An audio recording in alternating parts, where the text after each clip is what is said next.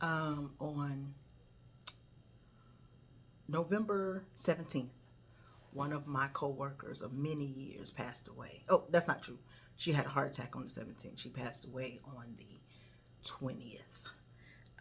But she would be so supportive of anything on social media and just in life general. But I mean, I couldn't put nothing up. She'd be the first. It'd be like 3 seconds, boom, she done liked it or she done commented or something like that. And she kept asking, when you gonna get back to doing your videos? I was like, I'm gonna do it. And I just didn't. And so anyway, here is to you, LA. I love you, girl. Did I ever tell y'all about, I'm gonna tell you the story. I'm sure I haven't told you. When you get to a certain age, it's a lot of reflecting that you can do based on the life that you live. And I be trying to figure out, why do I do certain things sometimes? And one thing that I do all the time, very, very routinely, is drive my car. If we're going somewhere, I'm going to drive my car. Depending on the person, I'm going to drive your car.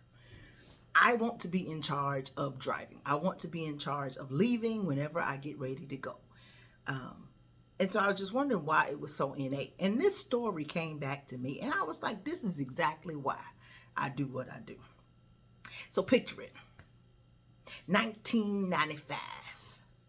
Winston-Salem State.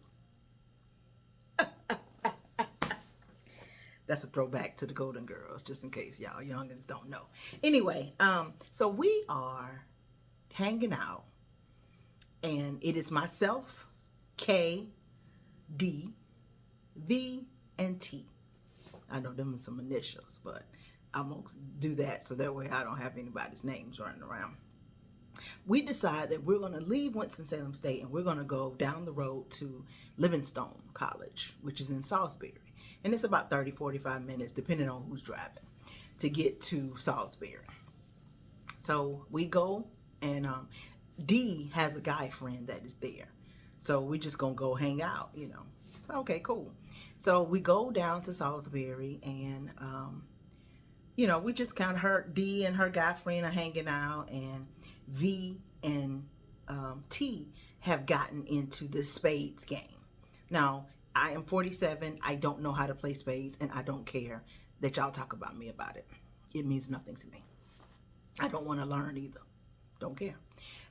Anyway, so at that time, I don't know how to play spades. So all I know is we are there for a long time. And I'm just like, because I ain't doing nothing. I don't even remember where we were on the campus. I'm sure we're in some kind of common area of people just hanging out. So I'm just kind of sitting there looking around doing nothing. So I'm ready to go. So they say, and I don't know how this works, I'm just assuming, we're going to go to 200, whatever that is. And they keep upping it so they can keep playing.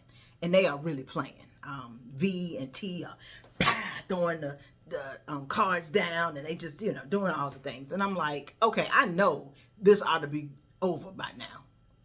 I'm ready to go. So, you know, I could be a little forceful from time to time. So it was time to go, and we left. The main road of Salisbury tends to be this road that we have to get on to get back on the highway. And it has everything on it. All of the restaurants, fast food places, hotels, gas stations. Everything is on this one main road. And this is 1995. So there's no cameras or anything, but still, everything is just there. So people can see that all the things, you know, there's just, this ain't no out of the way area. We stop at the gas station because T needs to put gas in her car. Y'all, we are in the back of a Buick. It was blue Buick. And we're driving. And we stop at the gas station. And V and T are in the front. Me, K, and D are in the back. T gets out. I don't know if she went to pay for the gas initially, because back in the day, you could pay for gas after you pumped it. So at this time, I don't know. I can't remember. But nevertheless, gas gets paid for. V and T are outside of the car. I don't know if we got the windows down. You know, I'm not sure. What I do know is after she pumps the gas, we are now bombarded with 2-liter sodas.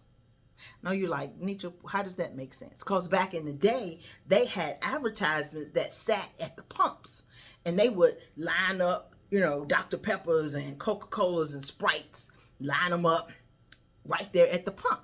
They throwing these sodas at us, throwing them. We just like, what, you know, what? So pause. When I went off to college, that was my opportunity to come out of the bubble that I lived in and see how other people live, see how other people think, like all of those things. That's why I tell people all the time, if you only go to college to experience life a little more, then do that. Go somewhere, you can get out of your own little environment. I was a country girl. And I wasn't city country because Charlotte was still very much country in 1990 and the 5. Up on 485 was cow pastures. These girls were a little more hood. No disrespect to that at all. They just lived a faster life. We were very slow. Not slow in our thinking, but slow in our movement. They throwing these sodas at us and we like, what is happening? Then they jump in the car and they laughing. We got him. Are you serious? Y'all, I don't remember what I said, but I would like to think I said some words. But more importantly, I would like to think I flipped and was like, you got to be out your mind doing this. You want us to go to jail over some 2-liter sodas? At that point, I believe that is when I decided never again. I'm never riding with nobody else. I'm going to drive my own car. Mind you, I didn't have a car when we got to Winston-Salem State. Listen, and this is another side note. If y'all see him, give him a hug for me. Give him a kiss on the forehead. Orlandis Gilmore, Twan. During the football season, our freshman year, he would come and bring me his keys. He drove a Toyota, a burgundy Toyota. When the football team was gone on the weekend, he'd come bring me his keys so I would have a car to drive on the weekends. When I tell you God was looking out, but he was looking out for me through that guy. I don't talk to him at all now, but I still love him. I love him. I love him for that. Literally. They were just having such a good time laughing about stealing some freaking 2-liter sodas, y'all. We could have went to jail for 2-liter sodas. That was the end. Never am I riding with anybody. And I am 47. If it's time to go somewhere, y'all riding with me? Or y'all driving y'all car? Because my car's going. As a 47-year-old woman, I am still very serious about driving my own stuff. I mean it. It's interesting too. They were having a good time, and I don't know what the timing is of this story, but because it's been so long ago, we were in the bed sleep. Me and my roommate, Kay was my roommate at that time, and we're in the bed sleep, and T comes to our door in the dorm, and I don't know if it's like this now. I don't even know if that dorm is still there, but it was Atkins Hall. And when you closed the door, there was still a little bit of a bounce when you closed the door. You could close it and it would still kind of catch and move. So she comes to our room over in the morning, 2, 3 in the morning. I don't know what it was, but we were asleep. She's banging on the door like the police.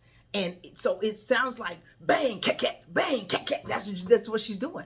And, I wake up out of this sleep and was like, what the heck is happening? What is going on? So, you know, get out, and she pacing, you know, pacing back and forth. She was a big girl. Now, you know, granted, I have muscles now, but I didn't have these muscles then. I was much smaller. I was 155 then. Now I'm every bit 205. So she, I bring her into that room, slam her on my bed. What is wrong with you? Her and V done fell out. And she ready to whoop her. Yeah, I don't remember whether she fought her or not, but we were, you know, trying to talk her off the ledge. But yeah, that was the story. You know, if at any point, this is for the younger people, because you get to live this life now. You get to develop these things. If you feel like you ain't supposed to be there, don't be there. I didn't know then. There's a lot of stuff I didn't know then. But that was a life lesson that solidified you ain't got no business everywhere at all. So anyway, once again, I love you, LA. Hope you're looking down and laughing at this story. So see y'all later. Have a good one.